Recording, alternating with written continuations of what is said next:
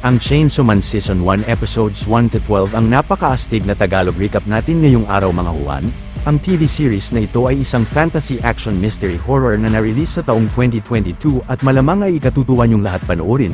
Huwag na natin patagalin pa mga Juan at simulan na natin ang ating malupit na palabas.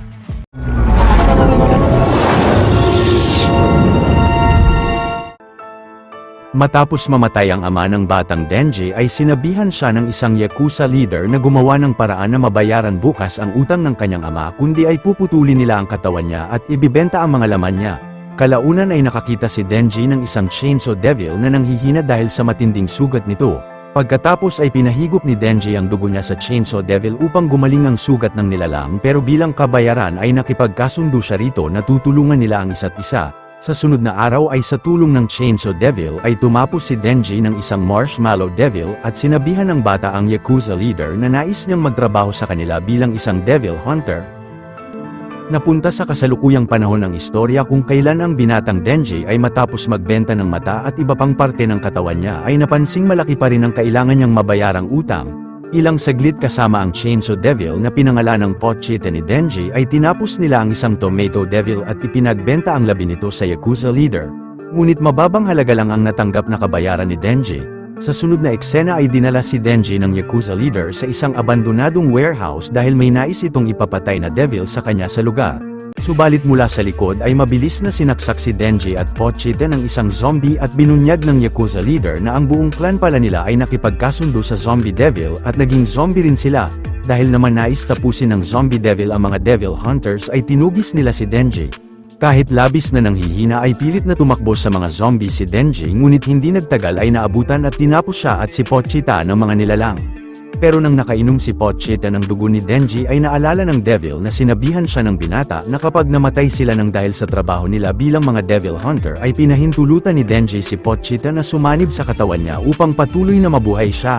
Sumanib nga si Pochita sa katawan ni Denji pero binigay ng nilalang ang puso niya sa binatilyo upang siya ang mabuhay. Kalaunan nang nagkamalay si Denji ay napansin ng bida na gumaling ang lahat ng sugat niya at nasa dibdib niya ang buntot ni Pochita. Pero nang inatake uli si Denji ng napakaraming zombie ay napatalsik niya ang mga ito habang nasa anyong devil na ang Chainsaw Man. Pagkatapos ay mabilis na sinugod ni Denji ang dambuhalang zombie devil at galit na nakipagsagupaan siya sa halimaw hanggang sa nagtagumpay ang Chainsaw Man na mahiwas sa dalawa ang katawan ng nilalang.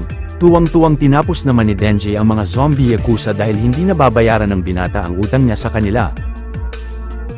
Kinaumagahan ang mga public safety devil hunters ay nagtungo sa factory upang tapusin ang devil zombie pero nakita nila roon na tinapos na ni Denji ang nilalang at ang mga zombie.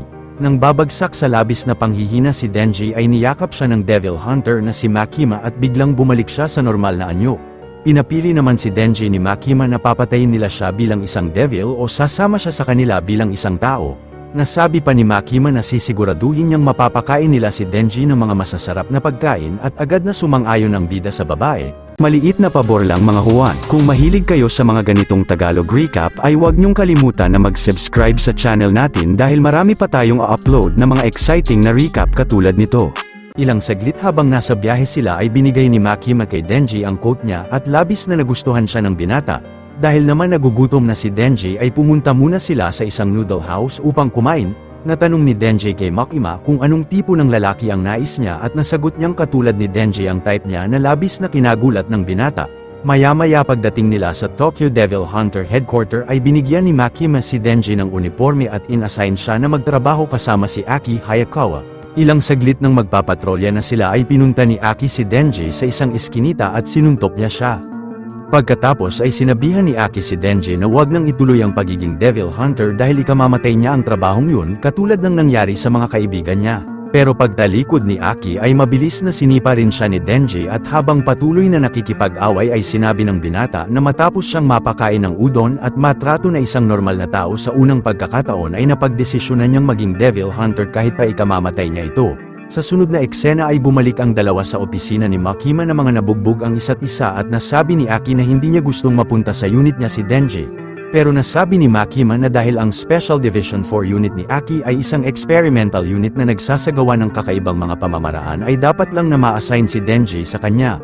Ngunit kapag sinubukang mag-resign ni Denji o tumangging magtrabaho sa kanila ay tutugisin nila siya bilang isang devil. Maya-maya ay napagdesisyonan ni Aki na patuloyin si Denji sa apartment niya upang mabantayan siya. Sa sunod na araw ay pumunta sina Aki at Denji sa isang crime scene kung saan umatake ang isang fiend o isang labi ng tao na nakontrol ng devil. Mabilis na hiniwa ni Denji ang ulo ng fiend at nang nagtaka si Aki kung bakit hindi niya ginamit ang kapangyarihan niya ay nasagot ng bida na nais niyang matapos ang fiend nang walang nararamdamang sakit. Ngunit nasabi ni Aki na hindi dapat siya maawa sa mga devil o sa mga fiend dahil napakasama ng mga ito at dahil sila ang pumatay ng buong pamilya niya noon. Pag-alis naman ni Aki sa bahay ay na-realize ni Denji na ngayong nasa maayos na pamumuhay na siya ay posible na niyang makamit ang pangarap niyang makahawak ng dibdib ng isang babae. Ilang saglit ay sinabi sa kanila ni Makima na dahil pinapatupad ng public safety ang pagpatrolya ng mga devil hunter sa dalawang miyembrong team ay inassign niya ang fiend na si Power bilang bagong partner ni Denji. Sa sunod na eksena ay habang nagpapatrolya sa mga rooftop ng mga gusali sina Denji at Power ay biglang nakaamoy ang fiend ng isang devil sa di kalayuan. Nang nakita ni Power ang si Cucumber Devil ay excited na pinalo niya ito ng blood hammer niya at mabilis na natapos ng babae ang nilalang. Kalaunan ay pinaalalahanan ni Makima si Power na huwag padalos-dalos sa pag-atake sa mga devil dahil posibleng makapatay siya ng sibilyan. Pagkatapos ay pinaliwanag ni Makima kay Denji na isang blood devil noon si Power kaya't nakokontrol niya ang dugo niya upang gawing sandata ngunit mabilis siyang nauubusan ng pasensya. Dahil dito ay sinabihan ni Makima si Denji na palaging pakalmahin si Power. Maya-maya ay bumili si Denji ng maiinom habang si Power ay nakakita ng isang pusa sa tabi. Nasabi ni Power na galit siya sa mga devil dahil kinuha ng isa sa mga ito ang alaga niyang si Meowee ngunit bago niya maligtas ang pusa ay nadakip siya ni Makima. Pero ngayon ay gagawin ni Power ang lahat upang mabalik si Meowee kahit pa sumunod siya sa mga utos ng mga tao. Nasagot ni Denji na kabobohang gawin ang lahat ng yun para lang sa isang pusa katulad ng pangarap niyang makahawak ng dibdib ng isang babae. Nakipagkasundo naman si Power kay Denji na papahawak niya ang dibdib niya sa binata kung tutulungan niya siyang mabalik si Meowee na agad na sinang-ayunan niya. Kalaunan ay sumakay silang dalawa sa tren upang makapunta sa lokasyon ng devil na dumukot sa pusa ngunit mabilis na pinalo ni Power ang ulo ni Denji. Pagkatapos ay binigay ni Power si Denji sa Bat Devil kapalit ni Meowee at agad na ininom ng halimaw ang dugo ng binata at mabilis na nanumbalik ang lakas ng nilalang. Subalit nang ibibigay na ng Bat Devil kay Power si Meowee ay nilunok ng kalaban ang pusa na labis na kinagulat ng babae at hinayaan niya ang halimaw na malamon rin ito. Hindi nagtagal ay sinimulang lumipad ng Bat Devil papunta sa kalapit na syudad pero nakakapit pala si Denji sa nilalang at nagpalit siya ng anyo bilang ang Chainsaw Man bago niya ito atakihin. Kalaunan ay bumagsak ang dalawa sa isang gusali pero malakas na sinuntok ni Chainsaw Man ang Bat Devil at buong lakas na nakipagbakbakan ng bida sa kalaban. Nang hinagisan si Denji ni Bat Devil ng kotse ay nagawa niyang mahagis ang sasakyan pabalik sa halimaw ngunit malakas na inatake siya nito ng sonic wave na kinatalsik niya. Pero agad na bumangon si Chainsaw Man mula sa mga debris at galit na inatake niya sa kaliwang kamay si Bat Devil hanggang sa hindi nagtagal ay nagtagumpay ang bida na matapos ang higanting halimaw. Ilang saglit ay nakuha ni Denji sina Power at ang pusa mula sa wasak na labi ng Bat Devil at nang nagtaka ang babae kung bakit niya niligtas siya ay nasagot ng binata na dahil sa kasunduan nila. Subalit biglang pinutol ang kanang kamay ni Denji ng dambuhalang Leech Devil at nilamon nito. Kasintahan pala ng Bat Devil ang Leech Devil at nang hindi makakilos si Power ay sinubukan ni Denji na magpalit uli ng anyo ngunit dahil maraming nawalang dugo sa bida ay maliit na chainsaw lang ang lumabas sa ulo niya. Gayunpaman ay pinilit pa rin ni Denji na kalabanin ang higanteng Leech Devil at habang mabilis na nakakaiwas siya sa mga atake ng halimaw ay nagagawa niyang mahiwa ng ilang beses ang katawan ng nilalang gamit ang maliit na chainsaw niya. Hindi sumuko si Denji na makipagsagupaan sa Leech Devil na labis na kinamangha ni Power subalit ilang saglit lang ay nagawang masaksak ng kalaban ang dila nito sa katawan niya. Pero bago pa makain si Denji ng Leech Devil ay mabilis na nilamon ng dambuhalang Fox Devil ni Aki ang halimaw. Maya-maya ay nagising si Denji sa ospital at napansin niyang nahanap at binalik ni Aki ang kamay niya. Nang natanong ni Denji ang tungkol sa Fox Devil ay pinaliwanag ni Aki na silang mga Devil Hunter ay nagsasagawa ng kontrata sa mga Devil upang malabanan ang mga ito. Bilang kapalit sa kapangyarihan ng Fox Devil ay pinakain ni Aki ang ilang parte ng balat niya rito. Sa sunod na araw ay pinatira rin ni Makima si Power sa apartment ni Aki upang mabantayan niya rin siya. Maya-maya ay dahil hindi marunong gumamit ng banyo si Power ay nagbara ang mga tissue sa toilet at napilitan si Denji na magbomba sa bowl. Pero si Power ay sinabihan si Denji na iyon na ang tamang oras upang mahawakan ng binata ang dibdib niya. Si Denji naman na sobrang na-excite ay agad na dahan-dahang nilamas ang dibdib ni Power at pagkatapos ay agad na umalis si Power ng banyo habang ang binata ay tila hindi nasiyahan sa ginawa niya. Kinabukasan ay pinapirma ni Makima kay Denji ang ilang mga dokumento sa misyon nila nakaraan ngunit napansin ng babae na napakalungkot niya. Inamin ni Denji na nakamit na niya ang pinaka-inaasam niyang makahawak ng dibdib ng isang babae ngunit na-realize niyang hindi siya nasiyahan rito. Pero biglang pinahawak ni Makima kay Denji ang dibdib niya na labis na kinagulat ng binata.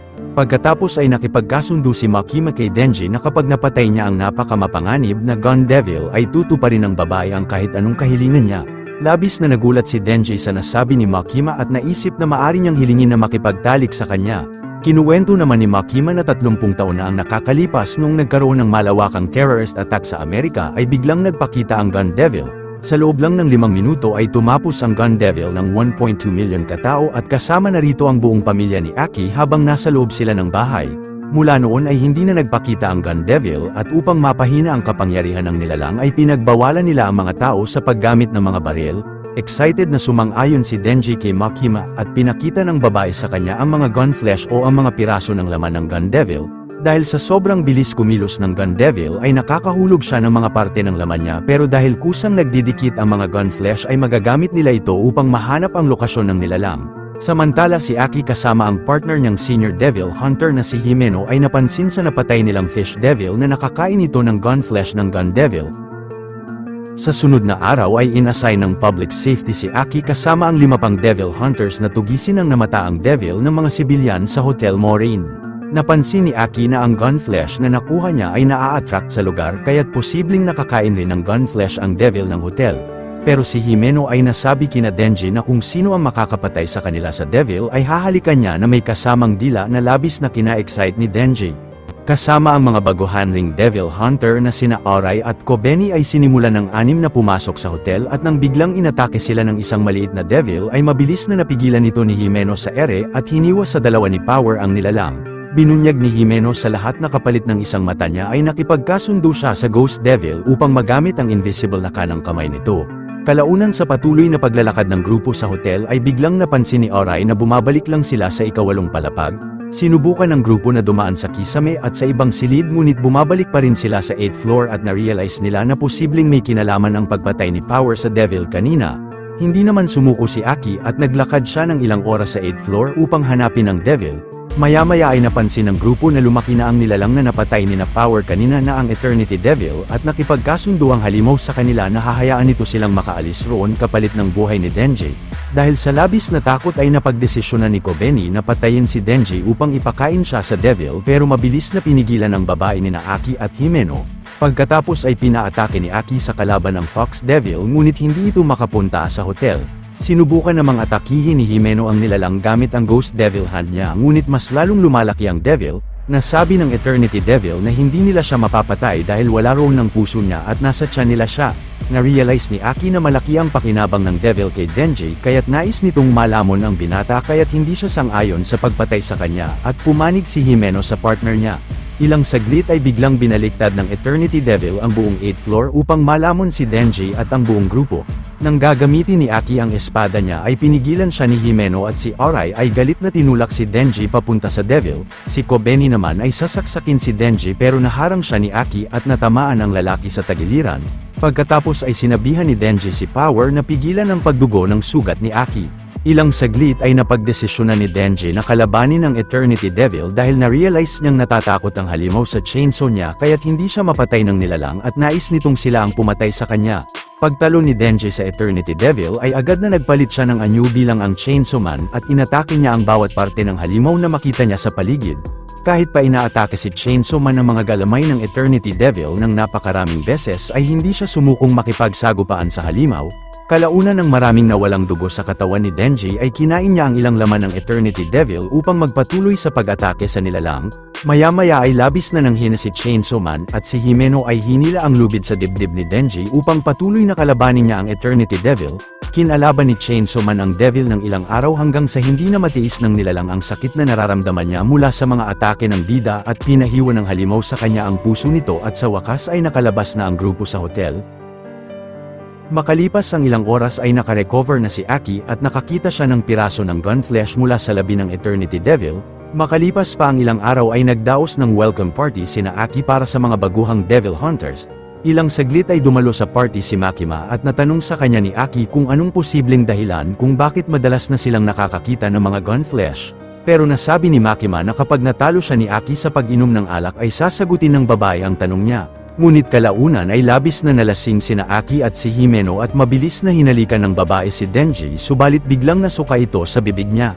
Maya-maya nang natapos na ang welcome party ng mga Devil Hunters ay dinala ni Himeno si Denji sa apartment niya. Dahil sa labis na kalasingan ay inaya ni Himeno si Denji na makipagtalik sa kanya pero tumanggi ang binata dahil nais niyang maranasan kay Makima ang unang pakikipagtalik niya. Sa sunod na araw habang nasa biyahe si Makima kasama ang assistant niya papunta sa meeting ng mga boss nila ay biglang pinagbabaril sila ng mga kalalakihan sa tren. Sa kasalukuyang yon ang lahat ng miyembro ng Special Division 4 ay pumunta sa iba't ibang misyon sa Tokyo subalit mabilis na naambush din sila ng mga nagpapanggap na mga sibilyan sa paligid. Maya-maya habang kumakain ng ramen sina Aki sa isang noodle house ay nasabi ng lalaki sa kabilang table na apo siya ng Yakuza leader na napatay ni Denji noon at nais ng gun devil ang puso niya. Pagkatapos ay pinagbabaril ng lalaki ang mga Devil Hunters pero si Power ay mabilis na sinuntok siya at si Aki ay nagmadaling pinalamon ang kalaban sa higanteng Fox Devil. Subalit ang lalaki ay nagpalit ng anyo bilang angketan naman bago lumabas mula sa ulo ng Fox Devil at si Aki ay napilitang gamitin sa kalaban ng espada niya. Nagawang masaksak ni Aki ang katawan ni Ketan naman ng 3 beses at agad na sinabihan niya ang Cursed Devil na tapusin ang kalaban na ginawa nga nito para sa kanya. Subalit ang babaeng si Akane ay binuhay si Ketan naman upang patuloy na ipaatake siya kay Aki at mabilis na nasaksak ng kalaban ng lalaki sa dibdib. Si Himeno naman ay binigay sa Ghost Devil ang buong katawan niya upang buong lakas na atakihin ng nilalang si Ketan naman at upang mapigilan itong matapos si Aki. Ngunit si Akane ay pinalamon ng Ghost Devil ni Himeno sa dambuhalang Snake Devil niya. Labis na kinagulat ni Aki na makitang kasuotan na lang ni Himeno ang nasa sahig habang si Ketan naman ay napansing tumakas si Power. Pero ang kamay ng Ghost Devil ay hinila ang lubid ni Denji sa dibdib upang magising siya at magpalit ng anyo bilang Chainsaw Man. Nang nakita ni Denji ang dalawa ay napansin niyang ito ang mga kalaban at agad na inatake ng bida si Ketan naman. Habang kinakalaban ni Chainsaw Man si Ketan naman ay nagpatawag si Akane ng iba pang mga kasamahan nila. Pero pagdating ng dalawang Yakuza ay mabilis na inatake rin ni Denji ang mga ito at ang isa ay ginawa niyang hostage upang mapasuko si Ketan naman. Subalit napakabilis na hiniwan ng kalaban ang katawan ni Chainsaw Man at ng kasamahan nila. Samantala si Makima ay biglang bumangon at mabilis na binutis ang mga tiyan ng kalalakihang umatake sa kanya. Kalaunan ang mga Devil Hunter ng Kyoto na sina Yutaro at Michiko ay nabalitaan sa isang lalaki na naambush ang Special Division 1-4 ng Tokyo.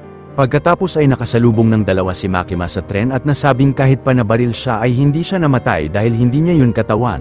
Pero na-realize ni Makima na si Denji ang pakay ng mga kalaban at hindi sila makakabalik ng Tokyo sa tamang oras. Kaya't inatasan ni Makima si Yutaro na humiram ng 30 bilanggo sa Ministry of Justice at si Michiko ay inatasan niyang umupa ng templo na nasa mataas na lugar. Ilang saglit nang natipon na ni Michiko sa templo ang mga bilanggo ay tinakpan ni Makima ang mga mata ng mga ito pati na ang dalawa. Sa kasalukuyang yun ay nang isasakay na ni Ketan naman si Denji sa van ay nakakita ng uwak ang isang Yakuza at biglang nawasak ang buong katawan nito. Maging ang kasamahan ni Akane sa train station ay nawasak rin ang katawan at lumipad palayo roon ng mga uwak. Pagkatapos ay isa-isang pinabigkas ni Makima sa mga bilanggo ang mga pangalan ng mga kasamahan ni Ketan naman habang lumilikha ng mga hand sign upang tapusin rin ang mga ito hanggang sila na lang ni Akane ang natira. Si Kobeni naman na niligtas pala ni Orai mula sa ambush kanina ay lumapit kina Ketan naman. Nang pinaatake ni Akane kay Kobeni ang Snake Devil ay mabilis na naiwasan ito ng babae at magaling na nahiwa niya ang isang kamay ni Ketan naman. Ginamit ni Kobeni si Denji bilang kalasag at pinagbabaril ng babae ang dalawang kalaban hanggang sa napilitan ng mga ito na umalis ng lugar na hindi dala ang binata. Maya-maya pagdating ni Makima sa train station ng Tokyo ay nakasalubong nila ang Devil Hunter na si Madoka. Ni-report ni Madoka kay Makima na dahil napatay ang halos lahat ng mga tauhan ng 4 na Tokyo Special Division ay pinagsama na ng mga superior nila ang lahat sa isang division. Nasabi pa ni Madoka na nasa ilalim na ng pag-uutos ni Makima ang Division 4 at binigay niya sa babae ang resignation letter niya dahil malaki ang posibilidad na mamatay rin siya sa trabaho. Makalipas ang ilang araw ay nagising si Aki sa ospital at nalaman niya sa Cursed Devil na may 2 taon na lang siya bago nito kunin ang buhay niya alinsunod sa kontrata nila. Pagkatapos ay pumasok sa silid sina Yutaro at sinabi nila kay Aki na sila ang naatasan ni Makima na maging advisor ng Division 4. Pinayuhan ng dalawa si Aki na dahil hindi na niya matawag ang Fox Devil at hindi na rin magamit ang espada ng Cursed Devil ay dapat na magsagawa siya ng kasunduan sa mas malakas na Devil upang makatulong siya sa dibisyon nila o mag-resign na lang sa public safety.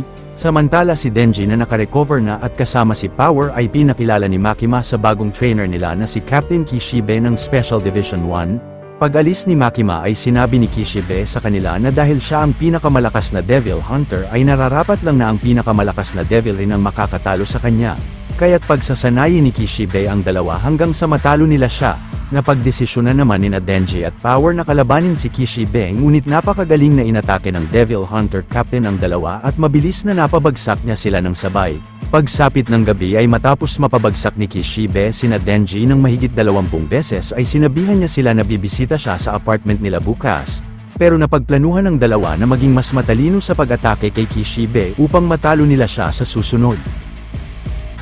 Kinaumagahan ay habang nakasuot ng mga salamin ay mabilis na inatake ni Denji at Power si Kishibe pagpunta ng kapitan sa apartment nila pero magaling na naiwasan niya ang mga atake nila at walang kahirap-hirap na napabagsak uli nito sila. Sinabihan naman ni Kishibe ang dalawa na tapos na ang training nila sa araw na iyon pero bago makabangon si Denji ay mabilis na inatake niya ang binata ng patalim at sinabing huwag magtitiwala sa sinasabi ng mga kalaban nila. Sa sunod na eksena ay dinala ni Michiko si Aki sa espesyal na pasilidad kung saan kinulong ng public safety ang mga buhay na devil na nadakip nila. Pagkatapos ay pinayuhan ni Yutaro si Aki na makipagkasundo sa Future Devil upang magamit niya ito bilang sandata. Pagpasok ni Aki sa selda ng Future Devil ay pinapasok ng nilalang ang ulo ng lalaki sa loob ng tiyan ng nilalang upang makita nito ang future niya. Dahil naman naging interesado ang Future Devil sa nakita nitong hinaharap ni Aki ay sumang-ayon ang nilalang na makipagkasundo sa kanya. Sa kasalukuyang iyon ay natalo uli ni Kishibe sina Denji at Power pero natutuwa siya sa malaking improvement ng dalawa sa laban nila. Sa sunod na eksena sina Keta naman at Akane ay habang nasa kanilang hideout ay nasabi sa mga kasamahan nila na may nakatago silang isang hukbo ng mga zombie mula sa clan ng lolo niya na gagamitin nila sa pag-atake sa Division 4. Samantala si Makima ay kinausap ang bagong Yakuza leader kung saan miyembro si Keta naman. Nalaman ng babae sa leader na hindi siya ang nagutos sa mga tauhan niya sa pag-ambush sa mga Devil Hunter nakaraan kundi si Akane na nakipagkasundo sa Gun Devil at nagbayad sila rito ng malaking halaga kapalit ng mga baril. Hiningi naman ni Makima ang mga pangalan ng mga miyembro nilang nakipagkasundo sa Gun Devil pati na ang mga pangalan ng pamilya ng mga ito ngunit tumanggi ang leader. Pero pinakita ni Makima sa leader ang mga mata ng mga kaanak ng mga kalalakihan sa silid at sinabing ipag-uutos niyang maibalik ang mga iyon sa pamilya nila kung susunod siya sa kanya. Nang susuntukin si Makima ng isang Yakuza ay biglang nagdugo ang ilong nito at bumagsak. Maya-maya pagdating ng Special Division 4 sa harap ng gusali ng hideout ni Akane ay pinasugod ng kapitan sina Aki sa loob. Kalaunan ang mga miyembro ng dibisyon ni Kishibe ay inatake ang mga zombie sa basement ng gusali at isa na rito ang Spider Devil na si Princey. Ang Violence Fiend na si Galgali na may napakalakas na pangangatawan. Ang Angel Devil na may abilidad na mapaikli ang buhay ng kahit sino sa pagdikit lang. At ang Shark Fiend na si Beam na may abilidad na makatagos sa maraming bagay at nakakapagpalit sa Devil na anyo. Maya-maya pagdating ni Aki sa mas mataas na palapag ay mabilis na naiwasan niya ang bala ng isang Yakuza at agad na sinuntok ito ng malakas. Nang hinarap si Aki ng mas marami pang Yakuza ay biglang nagdugo ang mga ilong ng mga ito at bumagsak dahil tinutulungan pala sila ni Makima mula sa ibang lugar. Kalaunan ay nakaharap ni Aki sa sunod na palapag si Akane at pinalabas ng kalaban sa Snake Devil ang Ghost Devil na nalamon nito nakaraan upang atakihin ng nilalang ang lalaki. Pero dahil sa kapangyarihan ng Future Devil ay nagagawang maiwasan ni Aki ang bawat atake ng Ghost Devil at nahihiwa niya ang mga kamay nito gamit ang bagong espada niya. Subalit kalaunan ay nagawang maatake ng Ghost Devil si Aki sa tiyan at sinakal siya ng nilalang.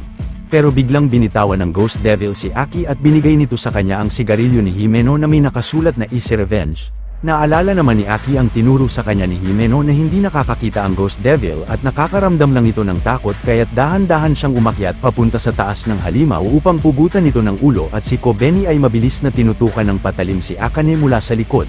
Samantala sina Denji at Power ay nakaharap ang mga Yakuza zombie sa ikapitong palapag at ang Fiend ay tuwang-tuwang kinalaban ang mga ito pero nanatili ang binata sa elevator at iniwan roon ang babae na mag-isang nakikipaglaban. Ilang saglit ay nakaharap naman ni Denji sa ika-30 palapag si Kitana naman at agad na naglaban silang dalawa sa mga devil na anyo nila na kinatalsik nila palabas ng gusali. Buong lakas na kinalaban ni Chainsaw Man si Kitana naman sa mga rooftop ng mga building hanggang sa napunta ang napakainit na sagupaan nila sa kalapit na tren. Sa patuloy na sagupaan ng dalawa ay nagawang matulak ni Kitana naman si Denji sa loob ng isang bagon ng tren at mabilis na naputol ng kalaban ang kaliwang kamay ng bida. Pagkatapos ay mabilis na pinutol rin ni Kitana naman ang kanang kamay ni Denji pero hindi sumuko ang binata at patuloy na inatake pa rin niya ang kalaban. Kahit panawasak ang chainsaw ng bida sa ulo ay nagawa niyang mahiwa sa dalawa ang katawan ni Kitana naman gamit ang chainsaw niya sa paa. Maya-maya ay napansin ni Kitana naman na ginapos siya ni Denji sa gilid ng tren at paglapit ro ni Aki ay sinabi ng binata na dahil binaril ng kalaban si Himeno ay naisipan niyang magsagawa sila ng kompetisyon upang makapaghiganti rito. Pinaliwanag ni Denji na sisipain nila ang ari ni Kitana naman at kung sino sa kanila ang makakapagpasigaw sa kanya ng mas malakas ay siya ang panalo.